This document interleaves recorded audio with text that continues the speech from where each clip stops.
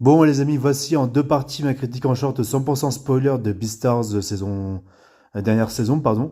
Oui, la dernière saison de Beastars, voilà, l'épisode 15.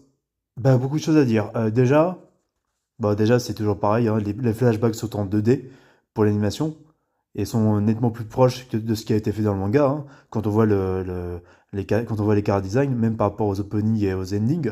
Et Melon, en fait, c'est comme si à s'en mêler, il a subi la discrimination par ses autres camarades et sa maîtresse, qui lui disait qu'il ne sera jamais professeur. Sa maîtresse qui en fait est la zèbre qu'il a tuée justement en début de dernière saison.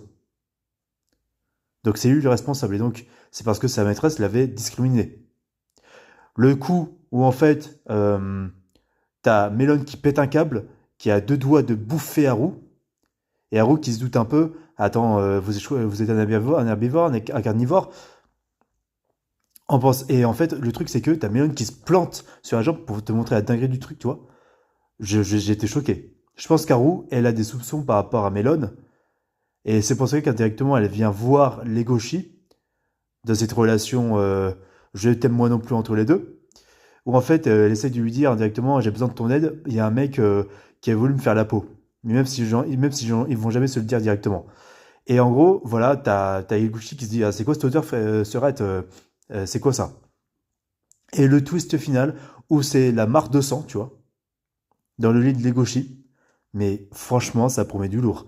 Là, il va y avoir des morts, et là, l'enjeu qu'il y aura, putain, j'espère que vraiment Haru va être là en danger, et que là, Legoshi va se déchaîner comme jamais.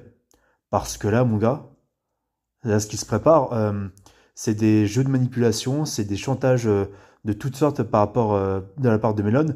D'ailleurs, l'espèce de belette qui fait son café là, avec le caca là, dont il se sert pour, comment dire, pas comme grain, mais comme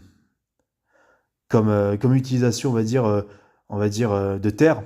J'ai plus les termes, désolé, j'ai l'air d'un con comme ça, qui est en confrontation avec Yaya pour retrouver Melon. Il y a beaucoup de chats et de la souris, il y a beaucoup de jeux de chats et de la souris qui se jouent, sans mauvais jeu de mots, et Yaya qui est nettement plus bienveillant vers les gauchis, parce qu'il sait qu'il a été confronté directement à Melon, au fait. Et qu'aussi, c'est le fils de Gaucha, hein, son ami de longue date à Yaya. Donc, pour vous dire, enfin son ancien ami. Donc beaucoup de personnages qui vont s'entremêler dans la fin de cette saison, de cette série. J'ai très hâte pour la suite. Maintenant, je vais vous faire la seconde partie de cette critique en question.